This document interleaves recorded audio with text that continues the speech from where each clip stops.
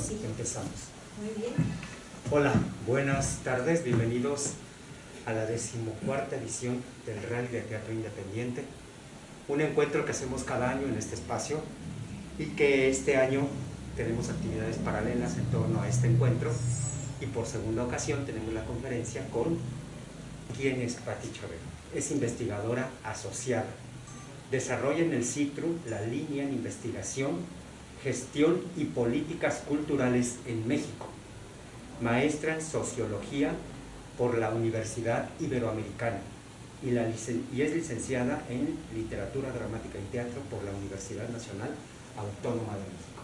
Aparte es una amiga querida, entrañable, que conocí hace tiempo y desde entonces siempre que está en este lugar es un orgullo, una satisfacción tenerla por acá, y bueno, su ponencia nos da mucha curiosidad. Espero contestar, corresponder. Bienvenida, Pati. Adelante, por favor. Gracias, Buenas buen día. tardes. Bueno, pues ayer asistí a la presentación del maestro Antonio Crestani, ojalá la busquen, fue muy interesante, y vi que este formato pues es lo suficientemente flexible como para platicar, no solamente exponer, sino para provocar un intercambio del desarrollo de la investigación, ¿no?, que he tenido. Y también pues así desde la investigación trabaja uno muy solo, hace falta mucho este encuentro, y creo que ojalá hoy podamos crear este diálogo, este intercambio, ¿sí? Bueno, entonces yo ya estamos en el 14 Rally de Teatro Independiente. Estoy muy contenta de poder participar, gracias Wilfrido. Les voy a dar así como un pequeño recorrido por el trabajo que he hecho. Siempre es interesante cuando uno recapitula sobre lo que ha hecho, distinguir el proceso, que somos empezamos de una forma y terminamos muy distintos de cómo empezamos. Incluso nos planteamos ciertos objetivos y sucede que o son rebasados o la propia investigación te lleva para otro lado, de tal manera que sí creo que la investigación va tornando una vida propia, va tomando su propio camino y te va como redirigiendo, ¿no? ¿Qué quiero decir con esto? No es algo acabado a lo que uno se enfrenta, se va construyendo. Luego que tenemos, bueno, la investigación que yo desarrollo es un proyecto permanente de investigación en el Centro de Investigación Teatral. Empezó, de veras, fue así como tuve la suficiente comprensión y acompañamiento de Rodolfo Obregón para que todo esto derivara en este proyecto de investigación permanente. Él se planteó como director del CITRU, estuvo 2 administraciones, él lo soltó así en una reunión de academia de todos los académicos del CITRU, y decía que era muy importante crear un punto de información que diera cuenta del ejercicio del dinero público. Desde la primera vez que lo dijo, así como que a mí me resonó fuertemente, y ya es muy después que yo tomo esta investigación, que le empiezo a desarrollar. Empezó como una revisión del gasto público con fines culturales, sector artes escénicas, subsector teatro. ¿Por qué se vuelve así tan largo, no? Pues porque sí, estamos insertos en algo muchísimo más grande, la esfera de la producción simbólica, que la solemos asociar con la cultura, ¿no?, con lo que llamamos el ámbito de la cultura. Sin embargo, somos todavía dentro de ese, somos una rama, un subsector, ¿no? Algunos dicen un campo. Entonces así nos podemos ir, todavía dentro de ese campo amplio de cultura estamos como artes escénicas, y todavía dentro de artes escénicas tenemos que aterrizar a teatro, ¿sí? Así de grande es lo que tenemos que investigar, y cómo vamos jerarquizando, vamos a ir estableciendo el objeto de la investigación. ¿Qué fue lo que hicimos? podemos, pues metodológicamente, partir de la evaluación de políticas públicas. La evaluación de políticas públicas es algo muy reciente, no es que algo que existiera de una vez y para siempre, y viene de la ecología. Son los ecologistas, frente a este avance de la etapa actual del capitalismo, quienes van a decir, bueno, o sea, no solamente debemos de pensar en términos monetarios, ¿qué pasa, no? Con la explotación de los medios naturales, y es así como ellos empiezan a contabilizar la situación de qué pasa si tenemos un árbol menos. Se hace insostenible la permanencia de la vida humana en el planeta. Así de grave lo dicen.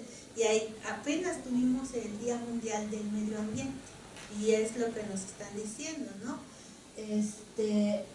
Entonces ahí está esta evaluación de políticas públicas. Se desarrollará, digamos, desde los 60, en los 70 ya está como más consolidado. Y ¿qué es lo que hace esta evaluación de políticas públicas? Permite mejorar la eficacia y el rendimiento, y también aumenta la responsabilidad de la gestión. Por nuestra parte, nos propusimos generar indicadores que nos permitieran observar las condiciones en que se desarrolla la actividad teatral, específicamente la desarrollada por el Estado, el ámbito público. Generar propuestas que favorezcan el fomento de la creatividad. Esto lo estoy diciendo alrededor de 2006, pero se constituyeron como objetivos ejes de la investigación. Entonces, vean, lo estoy diciendo hace cuántos años, y ahí ya está la preocupación de que los recursos se dirijan al capital creativo, a los artistas. Después abondaremos en ello. Y por otra parte, también esta evaluación de políticas públicas tiene mucho énfasis en a quién se está refiriendo, y ahí tenemos que es un mecanismo para garantizar, hacer efectiva la política pública. En este caso, garantizar el acceso a la cultura y las artes de la población. Y esto lo hemos expresado en toda la normativa del campo de la cultura y las artes, ¿no? Que nos dicen, si nosotros revisamos en nuestra historia, ¿qué es lo que vemos? Pues hay una intervención del Estado en materia cultural que se fija poco en a quiénes se está refiriendo.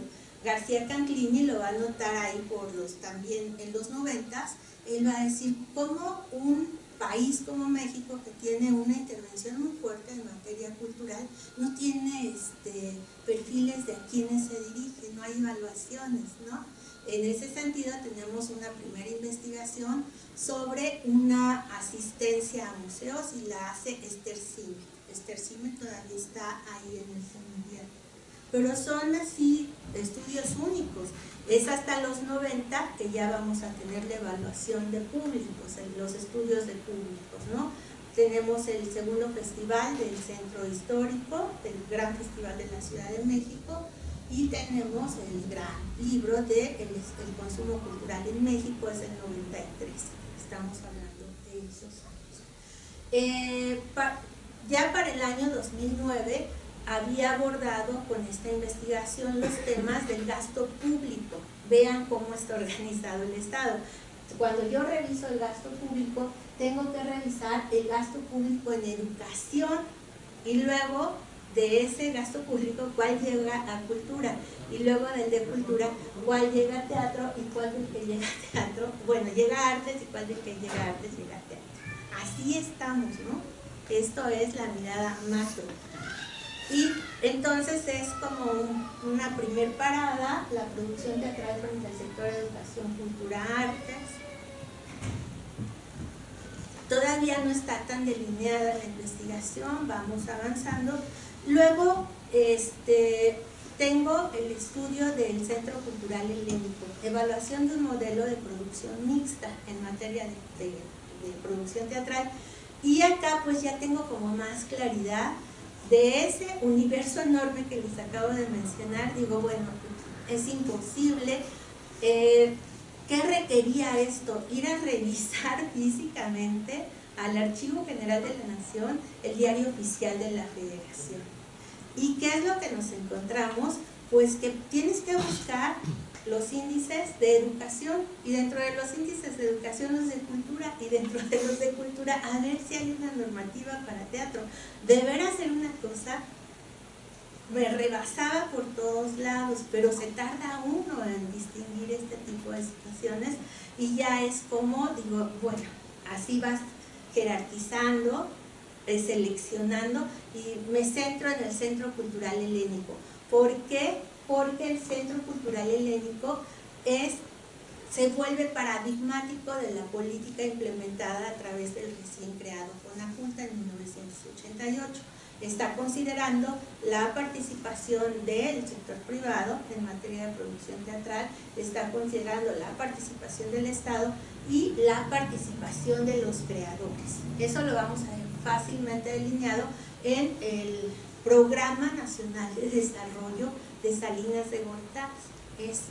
Es como la primera vez que encontramos muy ya delineado de manera expresa una política cultural para el sector, ahí en este plan de desarrollo.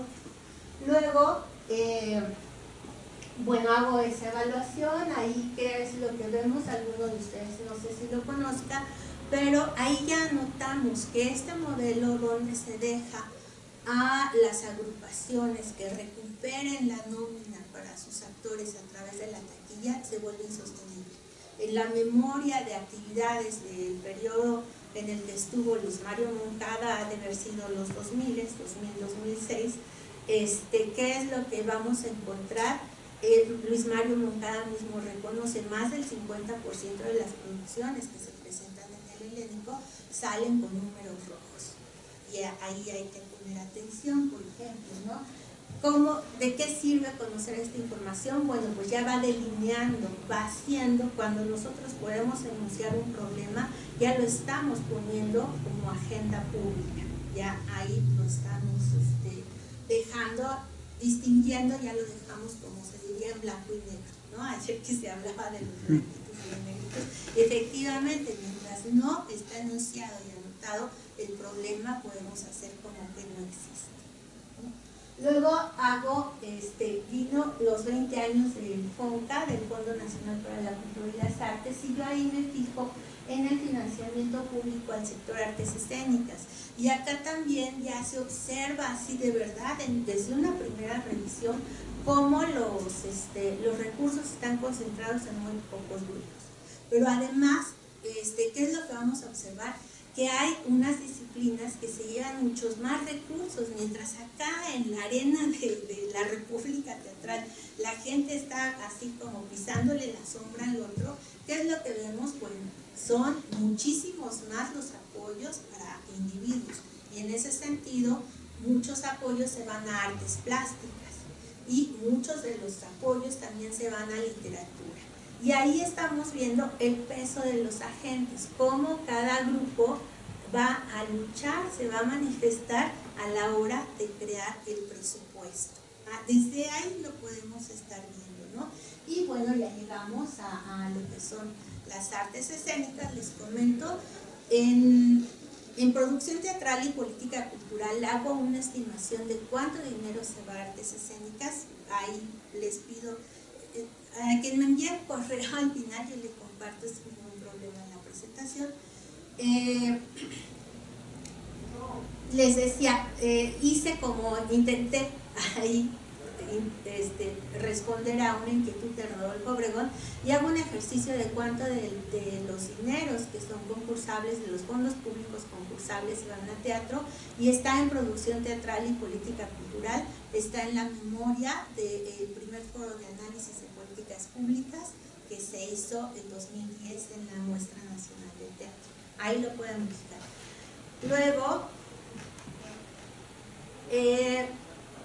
ahí yo estoy muy tranquila, en mi currículo me marco línea sola, yo voy distinguiendo qué es lo que hay que investigar, etcétera, pero viene la Muestra Nacional de Teatro, la 30 muestra, y ahí vamos a experimentar un giro, porque Mario Espinosa participa con la ponencia Políticas Culturales y las Artes Escénicas, Y ahí se da un debate así muy acalorado son los años de Felipe Calderón, hay una asignación directa al maestro Luis de Tavira para que reestructure la Compañía Nacional de Teatro, y pues en toda nuestra república teatral pues sí resulta así como de llamar la atención. Hay estados que trabajan con muchas carencias.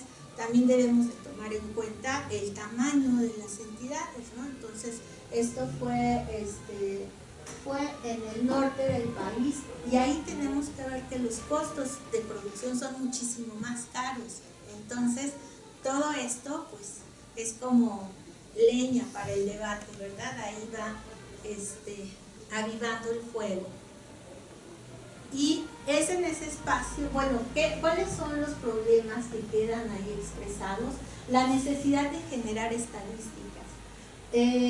Queda en este modelo de política cultural donde se considera la participación de todos los agentes, tenemos esta cuestión de la autonomía artística y la libertad administrativa de las organizaciones de artes escénicas. ¿Qué ha pasado, ¿no?, en ese sentido? Luego tenemos la importancia de visualizar en términos del mercado el trabajo de los artistas. Y acá pues sí hay una cuestión de, apenas estoy arribando esos temas, pero vean desde cuándo están denunciados, ¿no? El trabajo laboral del artista. Se nos estrechó en la cara ahora con la sana distancia, ¿no? Con la emergencia sanitaria que nos manda un resguardo, una separación. Luego también ahí se menciona desarrollar los vínculos. Mario Espinosa, frente a ese debate que se dio, dijo, bueno, pues de verdad somos comunidad, lo que debemos de preocuparnos es en generar vínculos, y eso es muy importante. Volveremos sobre ello más adelante. Él invita a construir las voces de la comunidad, y también, pues, ¿qué es lo que encontramos? La necesidad de transformar nuestras instituciones encargadas en la política cultural, ¿no? Ahí, en este caso, Sergio Vela, pues dice, da de manera directa la asignación para reestructurar la compañía. Es lo que se está cuestionando, ¿de acuerdo? Luego, ya me pasé. Así es como nace el Foro de Análisis de Políticas Públicas relativas al sector teatro. Vean lo grande de los nombres, pero de verdad no encuentro cómo hacerlo más, cómo enunciar el problema, el tema que se está tratando es como difícil. Entonces, en ese marco de las actividades se establecieron dos ejes. La organización del campo teatral, ahí es cuando hablamos de política, en un sentido, ¿no?, de la política. La política, cómo organiza el campo que se está ahí, sobre el que se va a actuar. Entonces ahí yo hablo de la organización del campo teatral y de la formulación de políticas culturales. La formulación, que es lo que tiene que ver cómo, de qué manera se interviene el Estado en determinada materia. En este caso estamos hablando de producción teatral. Bueno, ahí, resultado de la discusión, pues vamos a tener, participó Cruz Vázquez y Wolfi Cotton, que es la siguiente, y vamos a encontrar dos modelos de la política cultural en México, ¿no? Esta del Estado interventor, que todavía hoy lo vemos que es como muy fuerte la intervención de los gobiernos revolucionarios en materia cultural, dirigida a crear la infraestructura teatral con la que actualmente este gran aparato de Estado, que a veces hablan mal de él y yo digo, cuidado, hay que defenderlo, ¿no?, lo que se tiene. Eso es lo que es institucional, la estructura, qué es lo que se creó y cuáles son las vías por las que corre. Yo digo, cada vez que hablan mal de la burocracia, etcétera, creo que hay que ser más conscientes y revisar más críticamente la situación, no emitir un juicio porque tú no estás dentro del aparato de cultura. Es grave hablar así, porque si desaparecemos todos, así, ¿no? Tan sencillo como eso. bueno, entonces están esos dos modelos, ¿no? El de intervención total del Estado, que expuso el doctor Wolfi Cotton, y Cruz Vázquez, pues que habla de esta necesidad de dar espacio, abrir el espacio para que participen todos los involucrados en materia cultural, que se concibe como un modelo de política cultural liberal, ¿no? De libre mercado. Pero está acotado. Yo, ¿qué es lo que me he encontrado? Que no existe, o yo no lo distingo, estos defensores de la intervención del Estado de forma total y los liberales en materia cultural. De verdad no lo distingo. Cuando uno está en los grupos, las necesidades y los problemas que se expresan son los mismos, ¿sí? Más bien tendríamos que enfocarnos a distinguir perfectamente y lograr enunciar cuáles podrían ser las posibles soluciones para resolver estas cuestiones. Lo observé también en este periodo de la pandemia, del resguardo que tuvimos, porque yo veía sentados en la misma mesa productores que han presentado en el Auditorio Nacional, los que tienen espacios de mediano formato y las pequeñas salas, y los que trabajan a cielo abierto. Dije, wow, ¿no? Al fin. Y los problemas, la denunciación de los problemas son muy parecidas, son las mismas, ¿de acuerdo? Obvio, no es tan como lo estoy diciendo, pero sí hay una situación que sí nos marca la necesidad de empezar a articular los problemas que atraviesan al sector, ¿de acuerdo? Bueno, y entonces, bueno, ahí está publicada la memoria. Yo les comento que el diálogo entre Cruz Vázquez y Wolfi Cotton pues nos ahorra mucha literatura, pero de verdad mucha, ¿no? De la organización del Estado. La crítica al trabajo en ese momento de Wolfi Cotton fue que era muy centralista en la Ciudad de México, y pues es también parte de la política cultural. Las instituciones de carácter federal están alojadas en la Ciudad de México, ¿no? Y bueno, a partir de esa crítica pues ya vi la necesidad de estudiar, se inició ahí la necesidad de estudiar las regiones, la descentralización en materia de política teatral, y ahí ya hago el proyecto y le pongo República Teatral, lo presento al Consejo Académico del CITRU, y en ese momento el Consejo Académico decide que se vuelva, por el carácter de la investigación, que se vuelva un proyecto permanente de investigación teatral, ¿no? ¿Qué es lo que he estudiado? Entonces, la modernización del Estado tiene las siguientes líneas, ¿no? Un programa que llamó Salinas de Gortari de liberalismo social es la desconcentración, la descentralización, la reestructuración productiva y la subsidiariedad. Yo he estudiado, como ya mencioné, la descentralización y la subsidiariedad. ¿Qué es la subsidiariedad?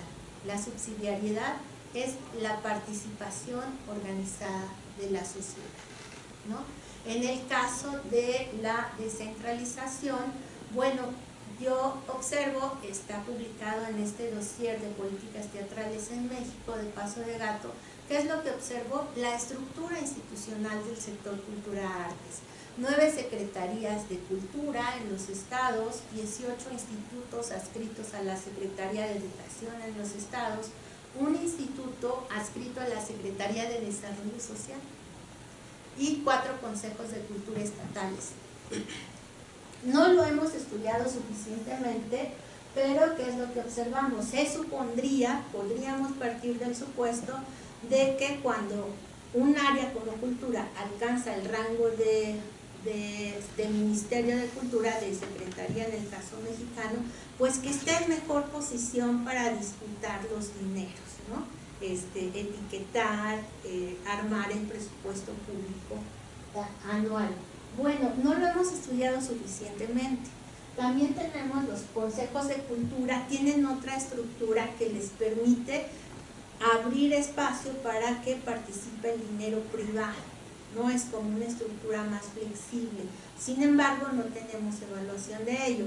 Lo que sí tenemos, y todo lo pueden suponer, es que cuando el área en la que nos desarrollamos está en la Secretaría de Educación o en la Secretaría de Desarrollo Social, pues ahí ya podemos partir de que no hay dinero para las actividades artísticas. Así muy claramente queda ahí expresado. Y eso en la Ciudad de México lo vamos a ver muy claro. Cada alcaldía se organiza de distinta manera. Ahorita no, pero bueno, anteriormente cada alcaldía se organiza de distinta manera. Y ya cuando dejan a cultura junto a desarrollo social, bueno, pongámonos a ayudar, porque ya vimos que no va a ser importante para esa administración. Y es importante porque los municipios o las alcaldías, en el caso de la Ciudad de México, es el nivel de gobierno más cercano. Y sin embargo, ahí la estructura está, yo veo que las organizaciones como que no tienen, se van por la libre, ¿sí? Y ya nos estamos acercando al tema que les decía. ¿Qué es lo que sucede en este caso? Esa nueva organización del Estado mexicano, lo que se llama descentralizar. ¿Por qué se habla de la centralización? Porque los estados nacionales se hicieron aparatos muy pesados que no pueden atender los problemas se hicieron más grandes que el Estado. Entonces, ¿qué es lo que dicen?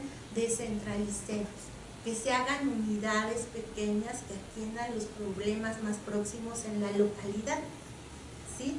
¿Y qué es lo que nos encontramos en México? Así llegó Vicente Fox y así dijo, bueno, así nos organizamos. ¿Y qué es lo que nos encontramos? La creación de los virreinatos, o cómo les llaman, ¿sí?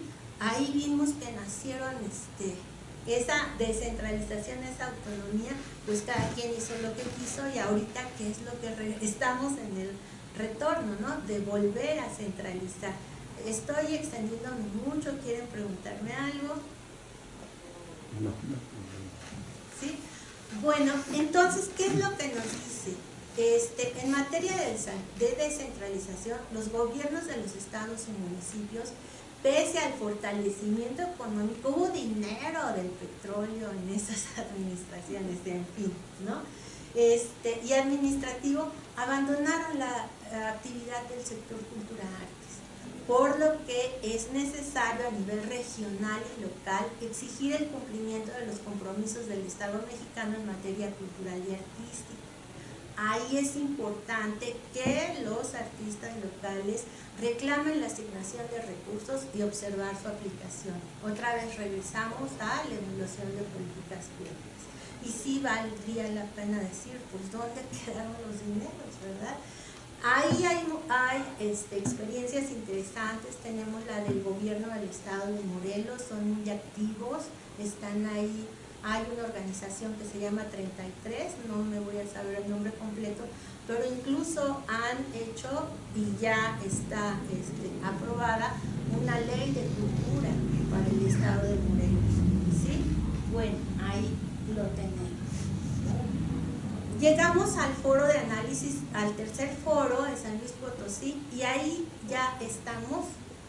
Me regreso tantito. Ya estoy. ¿Quiénes son los que desarrollan la actividad cultural? Las agrupaciones. Y no hemos estudiado lo suficiente. Ni las agrupaciones, ni las salas son los que realmente hacen la política, crean el mapa de la producción teatral. Ahí está. De tal manera que es importante estudiar este eje de la política, de la organización del Estado, ¿no? La participación organizada de la sociedad. Y así llegó a lo que son las salas independientes, ¿no? Ahí ya está este principio de subsidiariedad. Los individuos hacen por sí mismos lo que el Estado no alcanza a hacer, ¿no? Y sí es una política liberal. Sin embargo, también tiene su razón de ser, porque hay casos paradigmáticos en el análisis social y político. Es el caso, por ejemplo, en los 80s de los enfermos de SIDA, ellos, los familiares de los enfermos, ponen un freno a las farmacéuticas porque era imposible atender el costo que implica la enfermedad. Y ese es un caso exitoso, hay otros, ahorita se me olvida, pero ahí está la organización, la participación organizada de la sociedad. Luego, en este sentido, la producción artística de las agrupaciones teatrales configura el campo de las artes escénicas, tema que resulta de interés. Ahí es, otra vez regresamos, ¿qué vamos a entender por autonomía? Y la cuestión de la administración de las organizaciones. Entonces, de este encuentro de salas independientes lo hicimos en colaboración con, en ese momento, Juan Melía, estaba al frente de la Coordinación Nacional de Teatro, y para hacer este encuentro participaron, me acompañaron en ese momento Héctor Garay, especialista en danza y artes escénicas, y Nayeli Real, que es una gestora muy importante, pues que ya actualmente ha migrado a la permacultura, está involucrada en lo que es el Huerto Romita, ¿no? Pero es una gestora cultural muy importante. Hicimos esto que les presento en adelante. ¿Qué pasa con esta caracterización de las salas independientes? ¿Qué es lo que encontramos? Son agrupaciones en las que hay un compromiso con el discurso artístico. Ahí tienen su anclaje con la cuestión moral, ¿de acuerdo?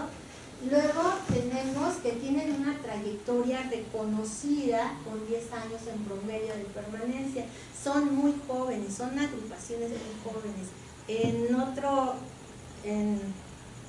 una presentación que hago para un libro de Mario Picacci, pues vemos cómo es los 70s cuando empiezan así a gestarse los colectivos escénicos, ¿no? Felipe Galván dice que en los 60 también hay experiencias de agrupaciones artísticas teatrales. Luego, pero veamos, en general son muy jóvenes, ¿sí? Contigo América tiene 40 años, podríamos pensar que está caminando a la consolidación, pero realmente son pocas las experiencias con las que contamos. Hay una relación entre las características del espacio escénico y el proyecto artístico. Ayer hablábamos cómo, nos exponía el maestro Crestani, cómo estamos restringidos, está restringida la producción escénica por las circunstancias en las que actualmente estamos atravesando. Entonces, ¿qué es lo que tenemos? Proyectos de pequeño, mediano formato, con una vida escénica muy corta. Entonces ahí hay una pérdida, ¿no? En este ciclo muy corto de las agrupaciones, de sus presentaciones, hay un capital económico que no se está potencializando, no se está rentabilizando. Ya sé que son palabras horribles para el sector, pero sí. Luego, son una alternativa de programación de obras donde se ve algo distinto, y esto es lo que se enfatiza mucho desde la sociología. ¿Qué es lo que nos dicen? Lo que nos une como sociedad lo están dando, lo anuncian, lo vislumbran los artistas, ¿no? Y siempre nos hablan del grito que los está representando la angustia de un momento en el siglo XX, nos hablan de Los Miserables, nos hablan de, sí, son varias las obras que dejan fijado en la historia la situación que están viviendo, que estamos viviendo a nivel de piso. Y eso pasa con el discurso de estas agrupaciones. Están renovando los discursos estéticos y están enunciando las problemáticas del momento que les toca vivir. Son como testigos privilegiados. Es más allá de la cuestión de la mimesis, va más allá, ¿no? Si son así como un espejo en los momentos que les toca vivir. Bueno, y luego que tenemos son elencos acotados, grupos pequeños. Ahí también vemos lo que define sus decisiones artísticas, y hoy ya un poco más allá. Sucede mucho que los colectivos suelen ser la persona, y cuando el artista que lidera ese proyecto desaparece, suelen desaparecer los proyectos. Ahí sí tendríamos que reflexionar de cómo pasamos la estafeta. Nada más como enunciación de tema. Luego, ¿qué encontramos? Desarrollan una relación con la comunidad en donde se encuentran ubicados. Si podemos hablar del circuito Roma Condesa, bueno, pues ya, ¿no? Aquí estamos, en el foro de la Conferencia. Efectúan temporadas, entran en circuitos de presentación local, regional y nacional. Esto más bien hay que fortalecer, ¿sí? Son muy locales. Actualmente estamos hablando de este circuito de la circulación. También es una preocupación que ha manifestado Juan Melía, pero no se ha concretado. Está este proyecto que ojalá lo vayan institucionalizando, que no quede nada más como una reacción al momento de emergencia sanitaria que estamos viviendo. Luego, hay una diversidad de modelos de producción y programación. Ahí encontramos que se autoproduce. Yo siempre les digo que es importante que anoten el costo, que lo estimen por lo menos, el costo de su producción, ¿no? Si yo pongo esta obra, que es muy cara para pues que lo anoten, por favor, ¿sí? Y ya de ahí también se vea ingresos y egresos. Podamos empezar a calcular ingresos y egresos. En algunos casos funcionan como presentadores y este es un papel muy importante de los espacios, de las agrupaciones que cuentan con foro. Se vuelven presentadores, se vuelven el espacio de óperas primas para dar a conocer a los demás, a quienes están egresando. Ayer hablábamos del modelo del teatro de la gruta, pues así fue como lo ideó Mercedes de la Cruz, ¿no? Dijo, ay, no hay un puente para la profesionalización. Este puente también lo constituyen los espacios que cuentan con foro, las agrupaciones, perdón, que cuentan con foro, dan oportunidad a grupos emergentes. Han transitado de crear una organización interna cuya estructura general comprende la dirección artística, la administrativa y la técnica. Yo siempre veo como ejemplo de esto, como modelo de esto, la dupla de Casa del Teatro, Luis de Tavira con Miguel Ángel Cárdenas.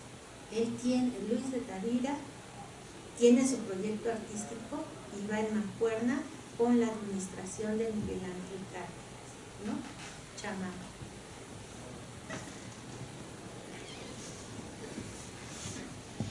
Han logrado una capacidad de gestión con instituciones públicas de difusión de la cultura. Yo no había vislumbrado que fuera tan fuerte, pero en este periodo de la emergencia sanitaria y de la pandemia, pues sí vimos así, de pronto nos enfrentamos al vacío, que se rompió ese vínculo. Pero, ¿qué es lo que vemos? Yo veo a los artistas que se reúnen en No Vivimos el Aplauso, vivían del primer nivel de gobierno, los programaban los que están contratados por las alcaldías y son los que animan la ciudad y las plazas públicas, ¿sí?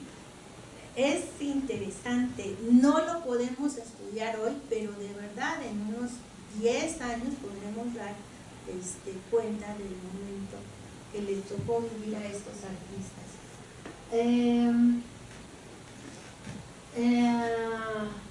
Bueno, aprovechan y potencian los recursos públicos. ¿Qué es lo que nos dicen? Una inversión en estos espacios reditúa por tener aparatos administrativos reducidos y eficaces. Si aquí un trámite no se pierde en el escritorio de quién sabe que acá están más acotadas las funciones, es como más, el flujo es más identificable. Realización, una planeación a futuro, eso realmente no existe en nuestro país. También hablé en algún momento con un funcionario, me decía, nosotros no podemos planear a 3 años. Nos sentamos recuerdo en ese momento donde había mucho interés, mucho intercambio con Quebec específicamente, pues los quebequenses llegaban así, con la sábana puesta y decían, hasta aquí podemos llegar. También estoy hablando de las administraciones de los 2000, las administraciones país, ¿no? Hoy, bueno, pues yo creo que menos, ¿verdad? ¿Qué es lo que sí se necesita? Una continuidad, una claridad, ¿no? Que rebase los 2 años mejor proyecto, yo considero, de lo que fue el CONCA, México en escena, gracias, ¿no? Que sea más allá de los años. Para su financiamiento, además de las convocatorias públicas, ahí tenemos el teatro, México en escena, Iberescena. Ahí tenemos, en esa búsqueda de fuentes complementarias, también hay una deuda de la responsabilidad social del mercado. Si nosotros nos acercamos, apenas, ¿no?, se ve un tanto con el teatro, que vemos que los bancos están financiando a través del impuesto sobre la renta, pero hay una ausencia del mercado en el apoyo de cuestiones de interés colectivo. Ahí. Y también sucede porque las reglas fiscales, lo hacendario, en vez de favorecer, intimida la participación. Hay muchos sponsors que dicen, ay, sí, yo te doy el cóctel, pero ni me escribas, ni me pongas, ni me menciones, pero sí, yo te doy el cóctel. En artes plásticas, ¿no? Es lo que estoy, experiencias de artes plásticas. Son generadores de empleo cultural, ya dijimos, no se ha contabilizado. Deberíamos de tener la capacidad de decir, son tantas agrupaciones, son tantos colectivos, agrupan a tanta gente, tantos son sus afiliados, tantos son sus socios. Eso todavía estamos lejos de poderlo hacer, porque también hay una opacidad, ¿sí? Es cuando el trabajo que actualmente estoy desarrollando es entre la autonomía administrativa o la informalidad, y mucho de lo que conocemos como producción teatral se desarrolla desde la informalidad. Buscan estrategias para lograr una estabilidad económica. Bueno, trascienden los cambios seccionales y de administración. Eso es importante. Trascienden los cambios seccionales y de administraciones locales. Hay una necesidad de iniciativas para fortalecer su desarrollo e incidencia en la sociedad. Y aquí viene la palabra de sostenibilidad. Eso está unido, anclado con el paradigma de desarrollo. El desarrollo, ¿qué es lo que hace? Pues es contrario a progreso. El progreso, pues, tiene que pasar y talar los árboles para extender las líneas del ferrocarril o del tren, ¿verdad?